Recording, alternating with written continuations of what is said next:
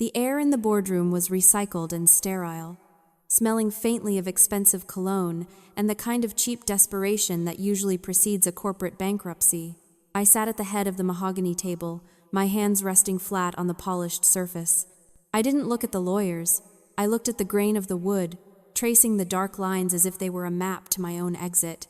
Across from me, my sister Tiffany and my ex-husband Leland looked like they had already won the lottery. They weren't even trying to hide the smirks. It was the look of predators who thought they had finally cornered a bigger, faster animal. Unaware that the cage door was actually open behind me, Tiffany slid a thick stack of legal documents toward me. Her voice was high, sharp, and entirely devoid of the sisterly warmth she used to fake so well when she needed a loan. She told me they wanted the $12 million estate, the fleet of luxury vehicles, and my entire personal tech portfolio.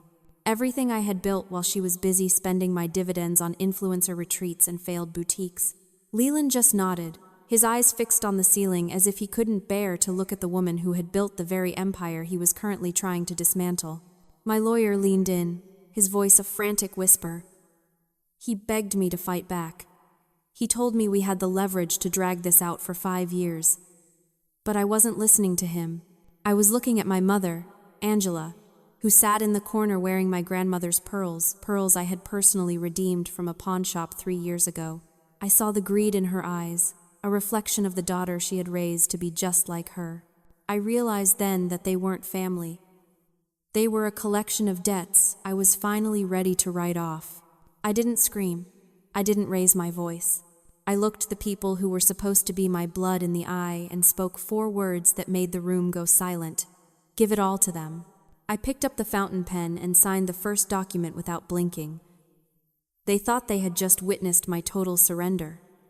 They had no idea I was just handing them the keys to a house built on a sinkhole.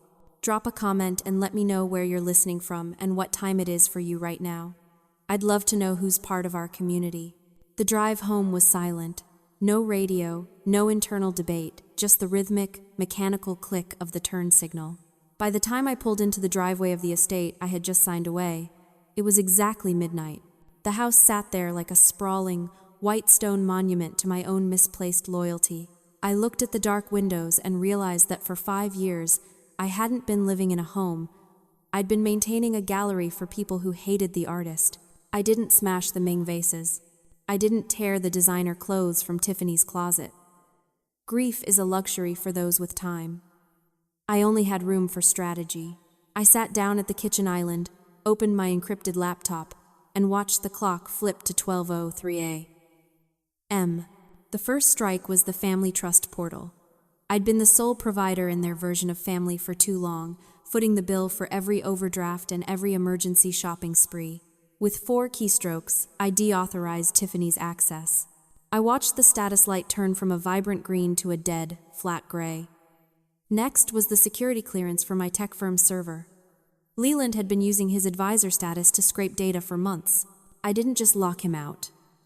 I triggered a poison pill protocol that encrypted his local copies. If he tried to open those files tomorrow, he'd find nothing but digital white noise. My generosity had been a resource they'd exploited until the account went into the red. I felt a strange, cold clarity, the kind you get when you finally stop trying to fix a machine that was designed to break you. I wasn't a daughter or a wife anymore. I was a ghost in their system. A ghost that was about to make the walls start closing in. I stared at the success notification on the screen. This wasn't a tantrum. This was a necessary audit. I'd spent a decade balancing their lives while they tilted mine. Now, I was simply resetting the scales to 0. I closed the laptop, the glowing logo fading into the dark. I was officially a stranger in my own house, and for the first time in years, I breathed without a weight on my chest. I sat in the quiet of my temporary office the next morning, the blue light of the screen reflecting off a framed photo I hadn't yet packed. It was from 5 years ago, the day I opened my first high-precision production line. In the photo, Angela was smiling, and Tiffany was holding a glass of champagne. I remember thinking they were proud of me. Now, looking at the forensic ledger, I realized they were just celebrating the opening of a new, unguarded vault. I thought back to the countless times I'd covered for them. When I was 24, I spent my entire first year's savings to pay off Angela's credit card debt because she told me it would kill her to lose her credit score. I believed her. I thought I was being a hero. Then there was the time Tiffany crashed her luxury SUV, the one I'd bought her for her birthday, and I was the one who spent 3 days in a police station dealing with the fallout while she went to a spa to recover from the trauma. For a decade, I had been the fixer. When Tiffany's organic candle boutique folded within 6 months because she refused to work more than 3 hours a day, I didn't just comfort her. I wrote a check for $42,000 to cover her lease and supplier debts. When Angela decided she needed a spiritual reset in Bali to deal with the stress of my success, I was the one who booked the 5-star villas and the first-class flights, totaling $15,000. I didn't do it for the gratitude. I did it because I was under the illusion that biological ties were permanent bonds. But as I scrolled through the siphoned accounts Leland had managed behind my back, the truth became bone-chillingly clear. I wasn't their family. I was a utility. A subscription service they expected to provide endless resources without ever having to check the balance. I found a string of emails between Leland and Tiffany from 2 years ago, back when I thought our marriage was a partnership. They were discussing asset management strategy. Except the assets weren't business equipment. The assets were me. They had been tracking my growth like predators, waiting for the portfolio to hit a certain number before they made their move. They didn't want my love. They wanted my liquid assets. Every "I love you" from Leland. Every "you're so successful" Jasmine from Tiffany. It was all just market research to see how much more they could extract. I realized then that my success was the very thing they used to justify their theft. In their twisted minds, because I had so much, I wouldn't miss what they took. I closed the file. The guilt I'd been carrying about breaking up the family vanished, replaced by the cold, hard vacuum of a closed account. This wasn't a family dynamic. It was a hostile takeover, and the board was about to meet its new chair. By 3 p.m. the next day, the locks on the estate had been changed. Tiffany had sent a locksmith over at 9 a.m. Followed by a professional staging crew. I watched through the cloud-based feed of the hidden security cameras, the ones they didn't know were hardwired into my private server. Tiffany was twirling in the foyer, holding a glass of vintage Bordeaux that cost more than most people's monthly rent. She was filming a reel for her followers. New beginnings, she chirped into her phone, finally purging the negative energy from this house. To her, I wasn't her sister. I was just an obstacle that had finally been removed. I sat in my new office space, surrounded by the smell of industrial floor wax. My forensic accountant, a man who spoke exclusively in the language of tax codes, slid a tablet toward me. "Jasmine," he said, his voice flat. "It's worse than the embezzlement." As he walked me through the discovery, I felt that cold, familiar clarity settle over me. While they were popping champagne, we were uncovering the forgery. Leland and Tiffany hadn't just siphoned operational cash. They had used my digital signature to secure $4 million in predatory loans from a private equity firm known for aggressive collections. They hadn't just wanted the house. They had used the house as collateral for a debt they never intended to pay. This is the hallmark of the narcissistic predator. This is what people don't understand about family betrayal.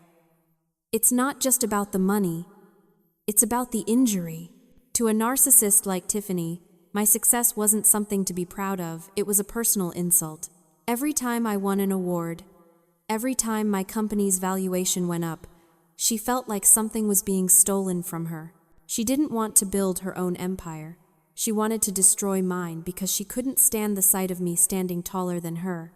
In her mind, I didn't earn my wealth, I was just a placeholder for the life she felt entitled to. By taking the house and the company, they weren't stealing.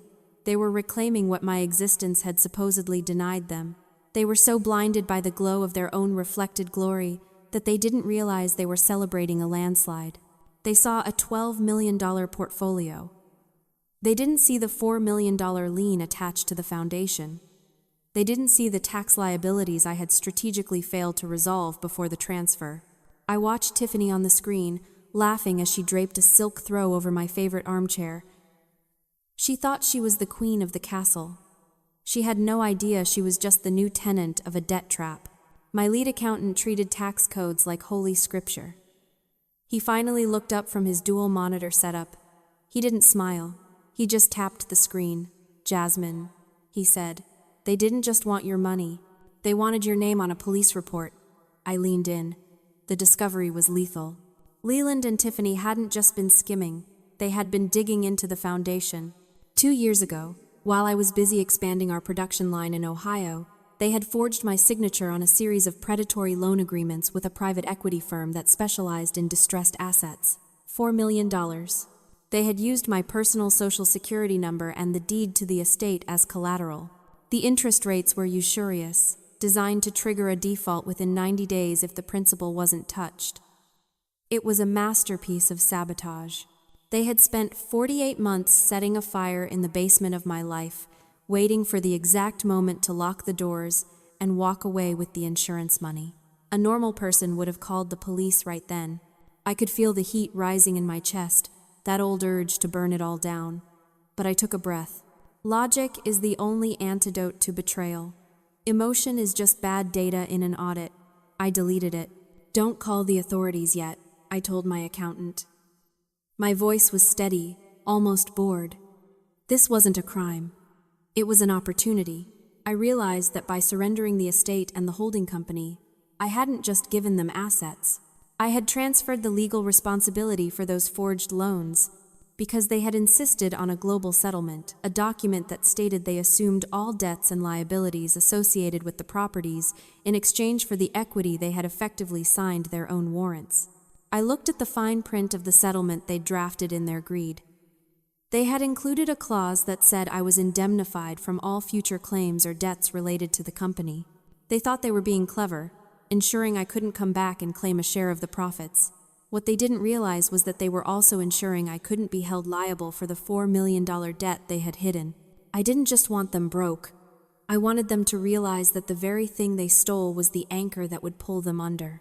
I instructed my team to maneuver the remaining liquid debt into the holding company's ledger.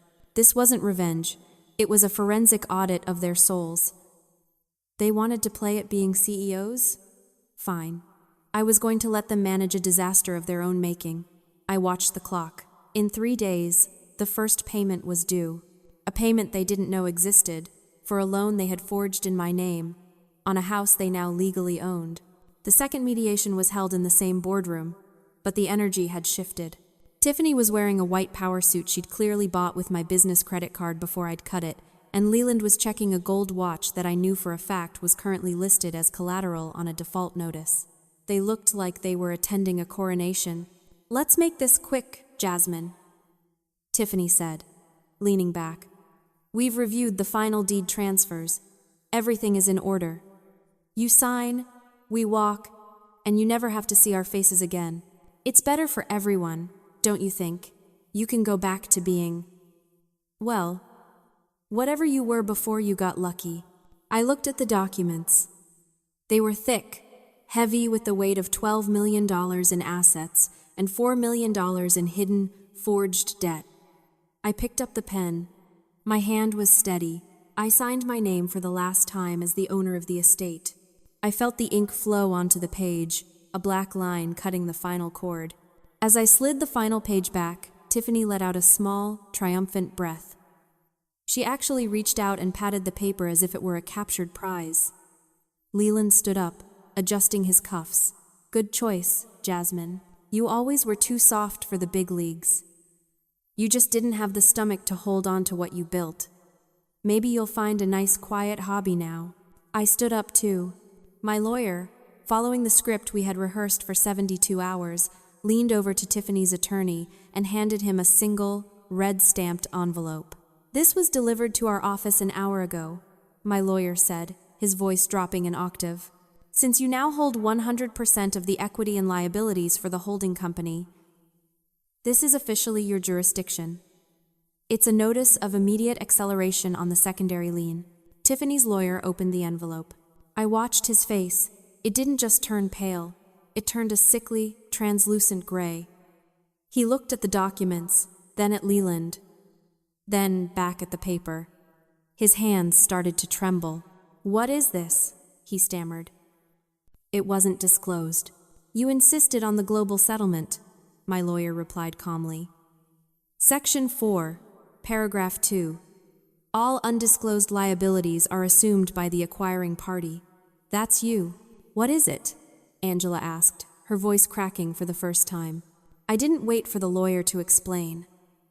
I walked around the table, leaning down until I was inches away from my mother's ear. Tiffany and Leland were frozen. The room was so quiet I could hear the hum of the air conditioner. I whispered 5 words, loud enough for the 3 of them to hear, but soft enough to sound like a death sentence. The IRS knows about everything. Tiffany's glass of water hit the mahogany table, shattering into 1,000 pieces. Leland's face crumpled as the realization hit him: the forged loans, the offshore shell companies, the undeclared gifts they'd been living on for years. By demanding a global settlement that stripped me of everything, they had also stripped me of the legal responsibility for the crimes they had committed in my name. They hadn't stolen my wealth. They had stolen my handcuffs. They weren't the victors. They were the new owners of a federal investigation.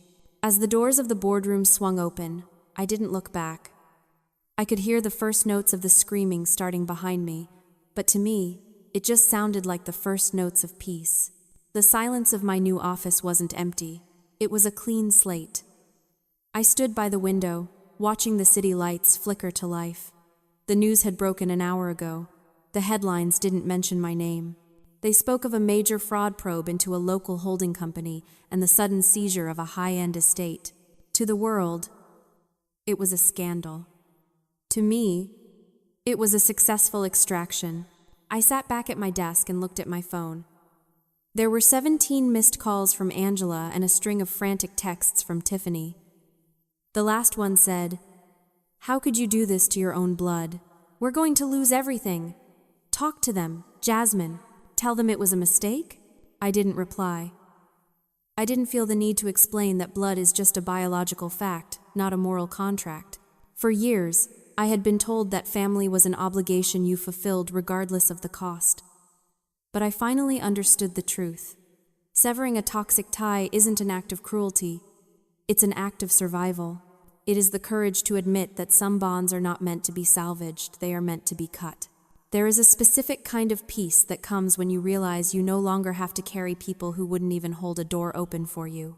I thought about the thousands of hours I'd spent worrying about their happiness, trying to buy their approval with houses and cars and gifts. I realized that I'd been trying to fill a bucket with a hole in the bottom. No amount of money was ever going to be enough, because their problem wasn't a lack of resources, it was a lack of character. By choosing to walk away, I wasn't losing a family. I was gaining a future. I was choosing a world for my children, Sophia and Mason, where success isn't something to be stolen by those who didn't build it.